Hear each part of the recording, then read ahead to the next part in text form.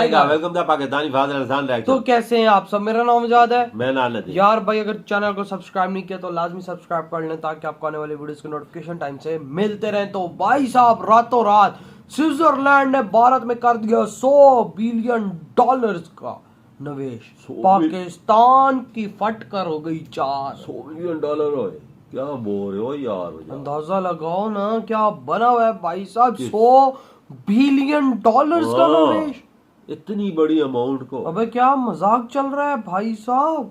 Watch तो करते हैं भाई क्या बना हुआ है भारत के अंदर। भाई कोड ऑन करते हैं स्टार्ट। स्विट्जरलैंड की बड़ी फार्मा कंपनियां अब भारत में उत्पादन बढ़ा रही हैं। बैंकिंग और फिनेटेक सेक्टर भारत की तरफ आकर्षित हो रहा है। इनोवेशन, कोलैबोरेशन और स्टार्टअप इन्वेस्टमेंट पर फोकस बढ़ रहा है। यानी आने वाले वर्षों में हम देखेंगे कि स्विस निवेश भारत में बायोटेक, एआई, मेडटेक और ग्रीन एनर्जी जैसे सेक्टर्स में तेजी से बढ़ेगा। See certainly India as a preferred place for our industry because you are a democracy that helps. We feel united in values. तो ये है कि स्विट्जरलैंड के साथ और कुछ यूरोपियन कंट्रीज के साथ मोर देन $100 बिलियन की डील हो रही है इंडिया और उनके दरमियान, स्विट्जरलैंड के दरमियान। This will have not just local political ramifications, this will have geopolitical ramifications. ये बहुत बड़ा गेम चल रहा है। I think it will be very easy to reach that target of 100 billion, and more importantly for me is also the 1 million job pledge that we did. You know, this partnership, EFTA, India should be a win-win situation for everyone. China की economy ICU में आ चुकी है और China पागल होता जा रहा है। यार ये इनका दिमाग खराब हो गया है। ये मैं चाइना का गवर्नमेंट की बात नहीं कर रहा, बिजनेस वालों की बात कर रहा हूँ, जिन्होंने इतना अच्छा टाइम देखा हो। जब बुरे दिन आते हैं तो सहन करना मुश्किल हो जाता है। इंडिया के लिए लाजमी सी बात है, बहुत एक बड़ी खबर है और ये काफी क्लोज जा चुके हैं। यूरोपियन नेशन के जो मुख्तलिफ ग्रुप्स हैं वो इन्वेस्ट करेंगे ये अमाउंट इंडिया के अंदर। रोकने की कोशिश करें तो पैसा यहाँ पर रुकता नहीं था। आज वही चाइना जो वर्ल्ड की सेकंड लार्जेस्ट इकोनॉमी है घुटनों पे आ चुका है। बड़े बड़े ब्रांड्स भागने की फिराक में हैं कि कैसे भागा जाए। नमस्कार दोस्तों, हिंदुस्तान तक की एक और वीडियो में आपका फिर से स्वागत है। दोस्तों एक बहुत बड़ी खबर निकल के सामने आ रही है। स्विट्जरलैंड जो है वो भारत के अंदर $100 बिलियन की इन्वेस्टमेंट करेगा और उनका कहना है कि इस टारगेट के साथ वो भारत के अंदर 1 मिलियन जॉब्स भी क्रिएट करेगा, जिससे भारत को अपने यूथ को अपलिफ्ट करने का मौका मिलेगा। दोस्तों स्विट्जरलैंड का ये भी कहना है कि वो भारत को अपनी इंडस्ट्रीज़ के लिए इन्वेस्टमेंट करने के लिए एक पसंदीदा स्थान मानते हैं। इसका मतलब ये है कि स्विट्जरलैंड जो है वो काफ़ी ज़्यादा डेस्परेट है भारत के अंदर इन्वेस्टमेंट करने के लिए। वो चीन से शिफ्ट होकर भारत के अंदर अपनी इन्वेस्टमेंट करना चाहते हैं। इससे चीन को बहुत बड़ा झटका लगा है दोस्तों, क्योंकि $100 बिलियन का टारगेट एक बहुत ही ज़्यादा बड़ा अमाउंट है, जिससे भारत की जीडीपी को काफ़ी ज़्यादा फ़ायदा होगा और साथ ही साथ में यूथ को भी काफ़ी ज़्यादा फ़ायदा होगा, क्योंकि जॉब क्रिएशन हो रही है। 1 मिलियन जॉब्स यानी कि 10 लाख जॉब्स क्रिएट होगी, जिससे भारत को काफ़ी ज़्यादा बेनिफिट होगा। स्विट्जरलैंड का यह बयान भारत के लिए एक मौका नहीं बल्कि मान्यता है। एक मान्यता कि दुनिया अब भारत को भरोसे, अवसर और नेतृत्व के प्रतीक के रूप में देखती है।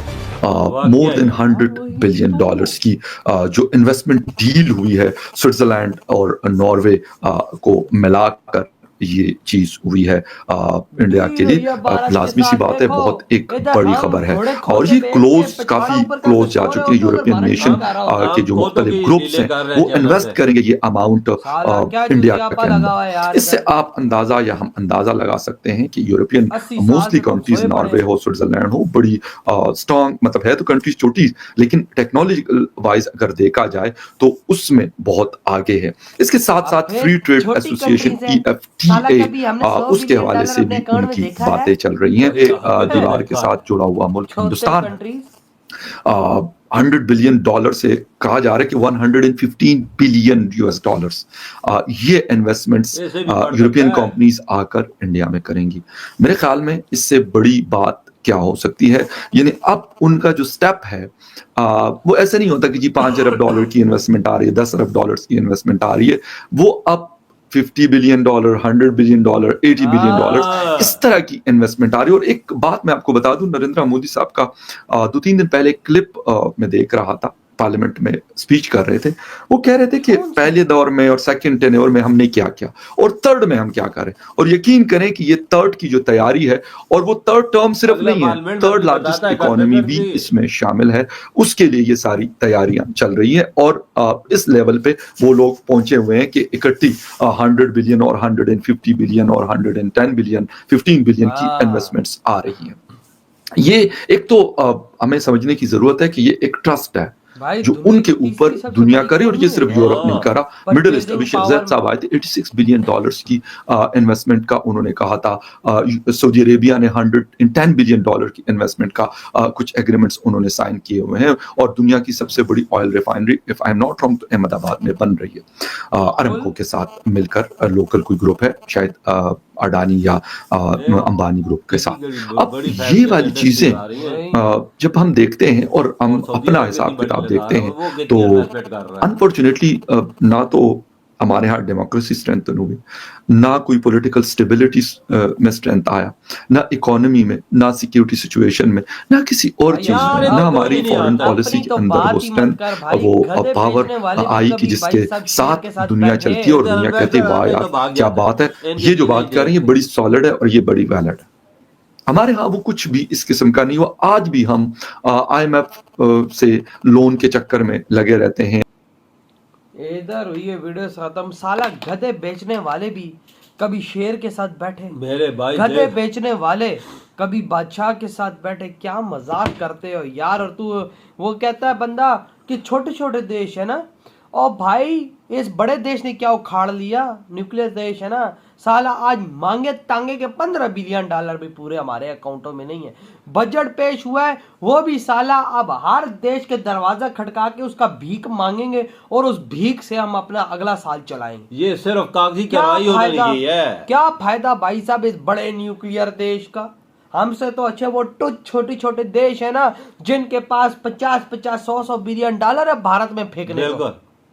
क्या फायदा। देख ले स्विट्जरलैंड $100 बिलियन फेंक रहा है। सारे चोर हो और भाई साहब ऊपर से सीना जोरी। क्या फायदा भाई साहब। चोर है हम लोग, तो चोर थे हैं 80 सालों से चोर हैं, तभी तो इस देश का 80 सालों से हमने बेड़ा गर्क किया है।